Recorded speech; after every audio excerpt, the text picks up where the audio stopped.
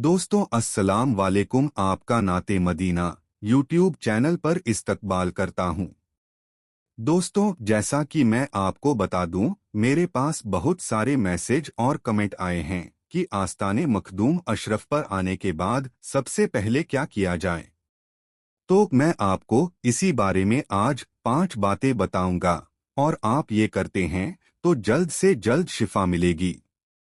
तो वीडियो शुरू करने से पहले मैं आपसे छोटी सी गुजारिश करता हूं कि आप अगर इस चैनल पर नए हैं तो चैनल को सब्सक्राइब कर लें ताकि हमारे आने वाली हर नई वीडियो आप तक आसानी पहुंचे।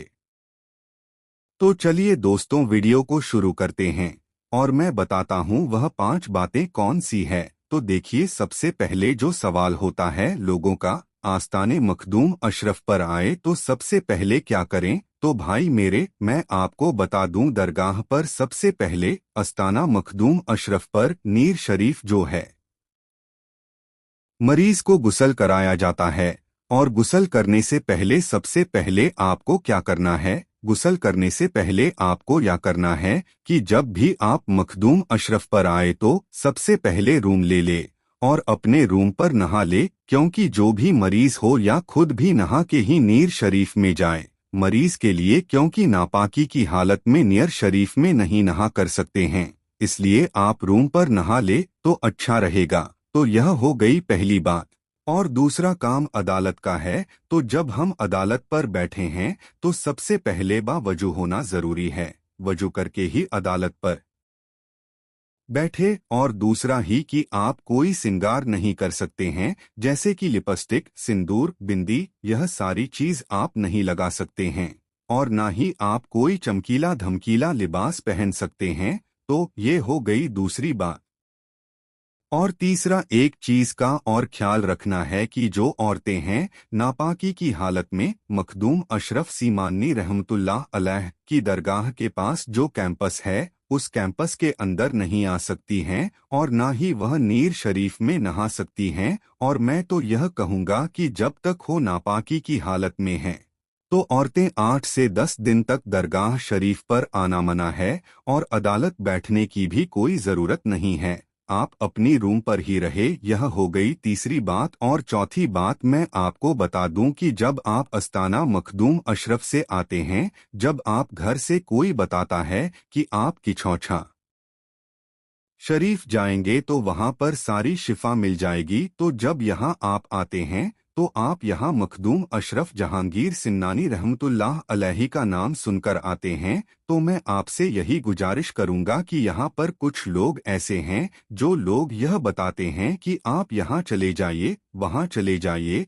या ऐसा करिए वैसा करिए, वह आपको गाइड करने लगते हैं, जबकि वह खुद मरीज होते हैं। तो जो मरीज होते हैं उनके ऊपर शैतान हावी होता है। तो आप उनसे दूर रहें, क्योंकि वह खुद शैतान के ऊपर हावी होता क्योंकि वह खुद शैतान उनके ऊपर हावी होता है। तो शैतान आपको बहका सकता है, इसलिए आप उनसे दूर रहें और उनके बातों का भरोसा ना करें, क्योंकि वह खुद नहीं कहते हैं, उनसे शैतान कहलवाता है। इससे क्या होगा, आप अपने रास्ते से भटक जाएंगे।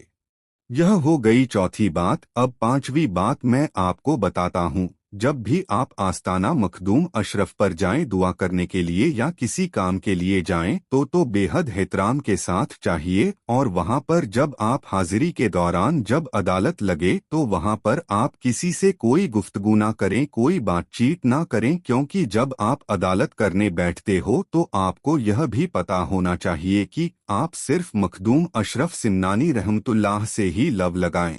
तो आप जब भी अदालत बैठे तो आप दरूद शरीफ पढ़े या जो आपका सूरह आता है उसको पढ़े। और जो गैर मुस्लिम है उनसे मेरी गुजारिश है कि आप लोग जब भी वहां बैठे अदालत के लिए तो वहां बैठकर मखदूम अशरफ से प्रार्थना कीजिए और दूसरों से बातें ना करें और ना आए किसी के चक्कर में पड़े। आप अपना काम करिए, इंशाअल्लाह आपको बहुत जल्द से जल्द शिफा मिलेगी।